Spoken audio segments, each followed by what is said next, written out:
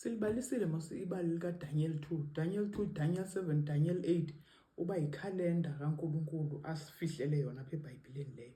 Seza nayo ke ngoku kakuhle sibona uba kwakuphethwe uphi umbuso waphatha, wabusa wadlula, kwafika omnye wabusa wadlula, kwafika iRoman Empire.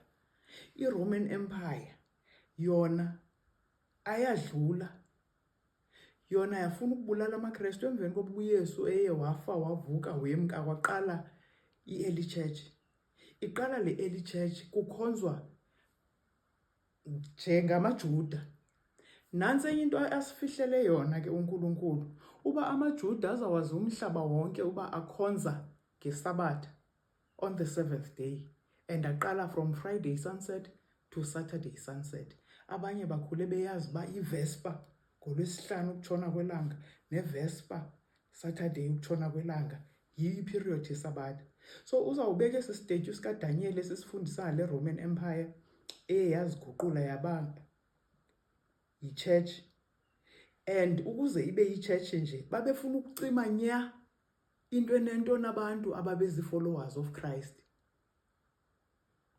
Baqhuba i-dark age, babangababulale bavumbuluke bebabaninzi, bavumbuluke bebaninzi aba bantu. Bangena ngaphakathi bathi bayi-church ke ngoku. So uzawuthi ke ngoku i-GW, there are similarities between Jewish nation and Catholic Church. Kodwa ndifuna sike sincokole ngale uba ke u-EGW ndizayifaka nale. Uthi ethetha with one of the brethren, followers of Christ, or in charge of i-lodges E5 ze-Freemason. Ngela xesha labo ke nge-1800s. Uyam-advise uba mzalwane, yi-conflict of interest into obujoyine i-Freemason. Ewe, i-requirement ithi funeke ube ungumntu o-religious, ungumntu ongumfundisi or whatever, that was the requirement. Uthi conflict of interest yethu nabo iphethwe yi-majority of Jewish people, and they are not followers of Christ. Aba bantu basalinde uMessiah wabo wokuqala ozawube esuka kwifamily rich ozawuza. Abamfuni lo wayengu-carpenter's son. So ngoku kuzawuthi xa sekuthiwa thandaza ke ngoku kwezi lodges, kuba ke izawufika igame yobathandaza, uzawuxelela uba ke do not mention Christ, ungathi in the name of Jesus Christ, funeke uthi God. So uGod ulelo nagama eli-neutral kubo, kuba ngoku there is a God of this earth, of this planet, of this our planet, and then there's the God of heaven. So xa uthe God, kakade noLucifer naye according to Isaiah 14 from 12 to 16, why eyona nto ayeyifuna, he wanted to be God naye. So bayamnika ke le title xa bekwezi lodge uba ke we thank God, bathetha naye, abathethi nalowa esiya kuye through Christ athi I'm the way, the truth and life, no man cometh unto Father but by me. So uthi ke ngoku uzawuyenza kanjani ke wena kwezi lodge lonto into obana udinaye into yoba you are a follower of Christ. So esithi ndicebisa ke uphume kule mibutho leni, ayizuba right into yoba ube phaya. Ngoku ndikhumbuza into yokubana tyhini, uyazi beke kwakhona i-period apho abantu bezawulandela uba bayongena ebujudeni. Sibe siqonda uba hayi wethu ubujuda yinto serious vele. Azange mna, it never clicked kum into yokubana ngokuyojoyina into yokhonza namaJuda, you are denying Christ. Uthi ibali likaKristu alikho, ulinda iMessiah yakho yokuqala. Kuthiwa ke bathathu ke abantu apha emhlabeni. Kukho igroup elinde uMessiah wabo wokuqala ozabe vela kwi-rich family. Kuba ke igroup ke yalowa wayengu-carpenter's son waseNazareth eliphanana, emlinda uba uzawubuyisa okwesibini. Kubekho igroup elindele u-Antichrist wabo to be revealed to the whole world. U-Antichrist yi-enemy of Christ, izawude yambulwe uba ngubani. Akekho umntu ozawuthi ndi-neutral mna ndikhethe indawo, ngokungakhethi ukhethelwe. andithi siyayazi xa sivota ngokungakhethi ukukhethelwa ngandlela thizeni, but kule yoba kubuya uKristu okwesibini, follower, believer of Christ, funeka ukhonsentile phayana, awuzuvuka sowungaphaya kanti ezezinye ungavuka sowungakuzo.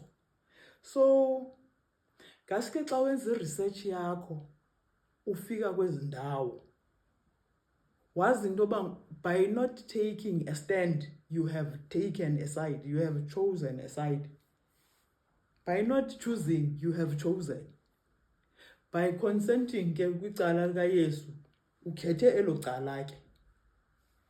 Akho middle ground apha. We live in a religious world, in a spiritual world. Kuphethe uSathane une-system yakhe asebenza ngayo apha emhlabeni. Wathi chu naye weza ngayo ngeRoman Empire, weza ngayo ngeRoman Church, uzijikile ke ngoku.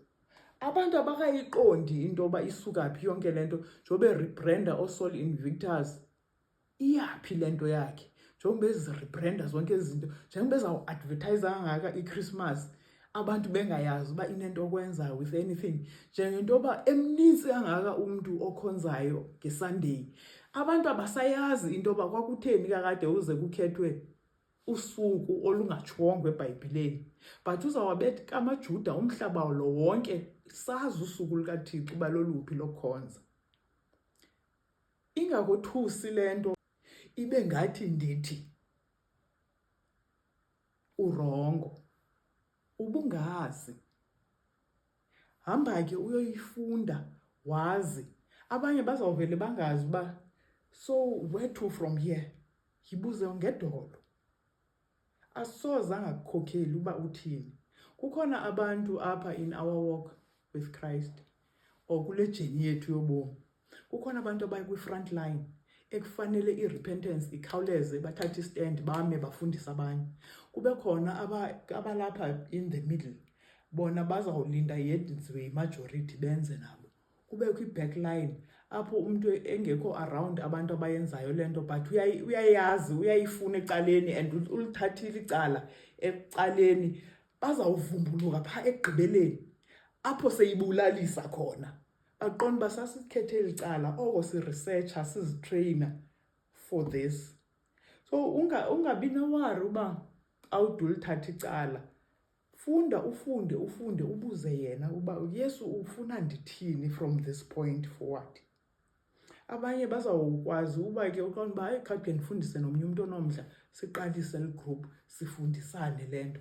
Uhambe ke xa ungumuntu othanda ifellowship, uyofellowshipha ke nabantu bakho kuloo mvaba yakho.